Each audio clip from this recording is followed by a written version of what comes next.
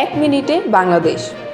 অন্যায়ভাবে বরখাস্ত সামরিক কর্মকর্তাদের চাকরিতে পূর্ণবহালের দাবি জানিয়েছেন ব্রিগেডিয়ার জেনারেল আজিম। বিডিআর হত্যাকাণ্ডের পূর্ণ তদন্তে আসল রহস্য উন্মোচিত হবে। বিএমপি সোনা ও হীরা চোরাচালানের অভিযোগে ডায়মন্ড ওয়ার্ল্ডের দিলীপ আগরওয়ালের বিষয়ে সিআইডির তদন্ত শুরু। অন্তর্বর্তী সরকারের মেয়াদ ন্যূনতম ২ বছর।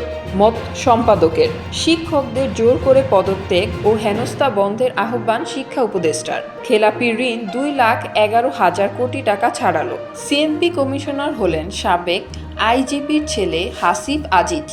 ২৪ কর্মকর্তার চুক্তিভিত্তিক নিয়োগ বাতিল। জ্বালানি চুক্তির অনিয়মগুলো খতিয়ে দেখবেন শ্বেতপত্র কমিটি।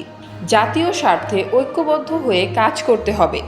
রাজধানীতে গণমাধ্যম কর্মীদের সঙ্গে আলোচনায় জামায়াত আমির ডক্টর শফিকুর রহমান।